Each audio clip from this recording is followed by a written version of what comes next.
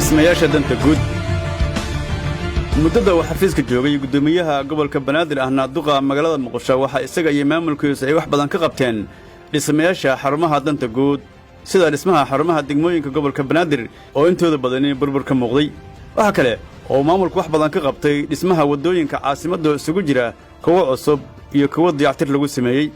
waxa ku jira dhismayaasha wadooyinka jidcadayaal iyo dhagxaanta interlog loo yaqaano oo bilicda caasimadda Muqdisho oo xariga ka jaray intuu xafiiska joogay gudoomiyaha gobolka Banaadir ahna duqa magaalada Muqdisho dib u habeyn iyo dhismayaal casri ah oo loo dhisay qaar ka mid ah xarumaha degmooyinka gobolka Banaadir. degmooyinka dhismayaashooda la mahadiyay waxa ka mid ah degmooyinka Hodon, Yaaqshiid, Holwadaag, Xamar Jajab, Wadajir iyo kuwa kale kuwaas oo ay dhibaato u geysteen al-shabaab. dhowr wado oo ku yaala caasimadda ayuu ku guuleystay gudoomiyaha gobolka Banaadir inuu dib u dhis ku sameeyo kuwaas oo ka burburay dagaalada sokeeye. adeegsiga wadooyinkaasi waxaa dhib ku qabay gaadiidka iyo dadweynaha. ka badan 75 dhagax dhig ayuu ku guuleystay gudoomiyaha gobolka Banaadir ahna duqa magaalada Muqdisho kuwaas oo ka kooban dhismayaal wadooyin iyo xarumo dadweynaha loogu adeego. waxayna taasi sababtay in bulshada caasimadda Muqdisho ku nool ay mahadiyaan maayarka magaalada caasimadda iyo waxqabadkiisa. gudoomiyaha gobolka Banaadir ahna duqa magaalada Muqdisho wuxuu dadaal ku bixiyay sidii uu dhagxaanta jidgooyinka u qaadi lahaa gudaha caasimadda Muqdisho si ay nafis u helaan canshuur bixiyaasha ku nool caasimadda Muqdisho.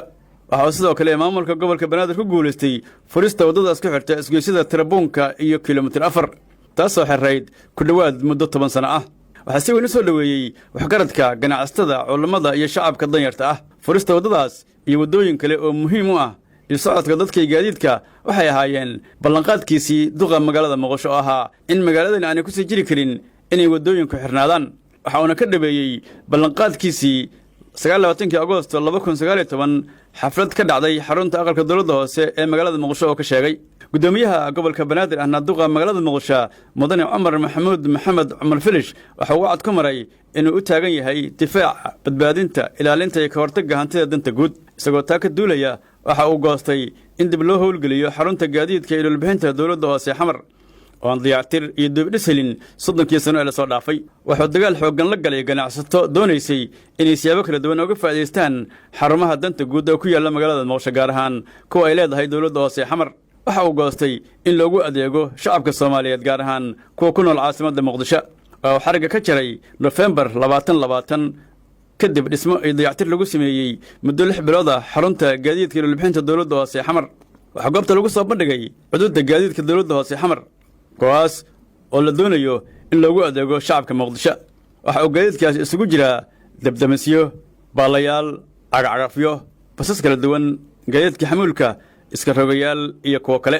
muddada uu xafiiska joogay gudoomiyaha gobolka Banaadir ahna duqa magaalada Muqdisho waxa uu ku guuleystay dhamaystirka 6 ka mid ah laamiyada magaalada Muqdisho. waxaana hadda socda dhismayaasha 3 wado oo muhiim ah. waxa uu ballan qaaday gudoomiyaha gobolka Banaadir ahna duqa magaalada Muqdisho in muddo hal sano ku soo afjari doono dhismayaasha laamiyada magaalada Muqdisho haddii fursad la siiyo.